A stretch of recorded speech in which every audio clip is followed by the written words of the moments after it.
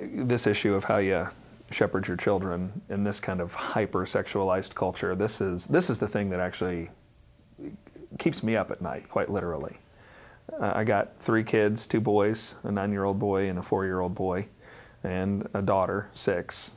And I go into their room at night after they're asleep before I go to bed, and I pray for them. There's all kinds of things I pray about for them. I pray that they'll love the gospel. I pray they'll love the Bible. I pray they'll walk with Jesus. But the thing I pray for almost every night is that the Lord would protect them from this culture that has a bullseye on their head. And how do you do that? Well, I think the first thing we have to do is pray for our kids, because there's so many forces out there that are after our kids, and we can't have any responsibility and do not have any responsibility for those other forces. As far as ministering to our children is concerned, I don't think I have all this figured out. So ask me this again in like 10 or 15 years, and maybe I'll have something more to say. But here are the main things we're doing. First of all, we talk about modesty all the time. So I'm modest in our house. My wife is modest in our house. We make sure our kids are modest in our house. And we do that on purpose, not because we're being prudish, but because we want to occasion the opportunity to talk about, hey, it's godly to be modest.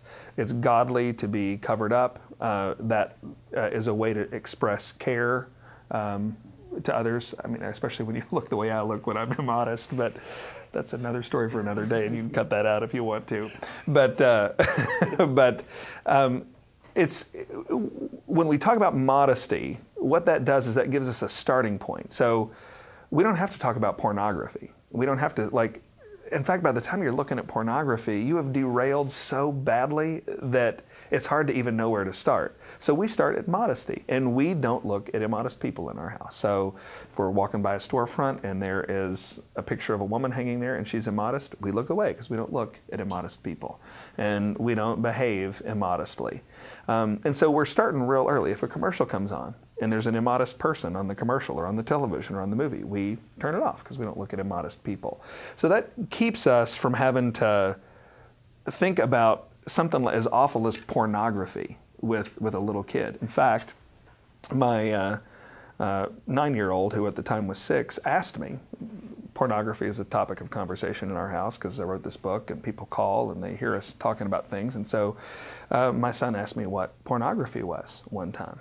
And I said, well, that's when people get immodest together and they take pictures of it. And he was like, golly, why would anybody want to do that? But I didn't have to give him this graphic answer because we've been talking about modesty. So we talk about modesty a lot. The other thing that we do is, this is my personal opinion, but I think the days of waiting for the talk are over. That's my own personal sense. In the good old days, you could wait until they were 10 or 12 or 14 or whenever, and that's when Dad was going to sit down with the boys and Mom was going to sit down with the girl, and we're going to have the talk and explain everything. My sense, I'm not hitting anybody over the head that still wants to do this, but my own personal sense is that that is not a wise practice anymore. It was a practice for a day and an age where parents held all the information cards, and it was a more modest culture. Now, our kids have access to so much information. They've got friends who've got cell phones at 9. We got friends who've got cell phones at 9, and they're going to other friends' house who are looking at heaven only knows what, and they're talking about heaven only knows what. And so I think we need to, in my estimation, make the uncomfortable decision that we're not going to wait for some theoretical age to have the full conversation, but we need to make a commitment that when my kids ask me a question, I'm going to be as honest with them as is age appropriate. And so when Carson says to me, what's pornography? I'm going to say, well, it's when people get immodest and take pictures of it. Now, there's more I could say about that, but for 6 years old, that's age appropriate. And what that does is that trains him that Dad's going to shoot straight with me. And the thing I do not want him to learn at all cost is that he would start to think, Dad told me He wasn't going to talk to me about that right now. Well, him learning that Dad isn't going to talk to him about that right now does not mean that he's not going to find out about it. It means he's going to find out about it from somebody that's not me, and I do not want that.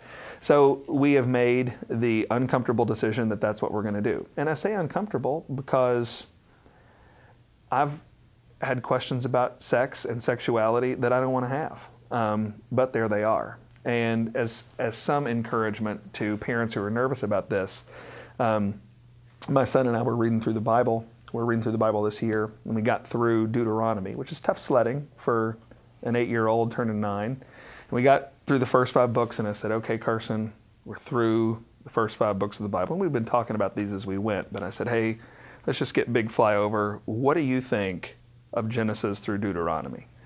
He was quiet for a minute, and he said, well, Dad, if God wants little kids to be reading the Bible, then he must not care if they read about sex, because he sure does write an awful lot about it. So I think there's a lesson in there. I mean, if we want to be teaching our kids the Bible and having our kids be reading the Bible, we'll try reading the Pentateuch. It's not for the faint of heart as far as sexuality is concerned. So I think there's a lesson there for some parents. We can speak about sex the way God does in the Bible, and we can do it in ways that are age appropriate. So those are a couple things that we think about.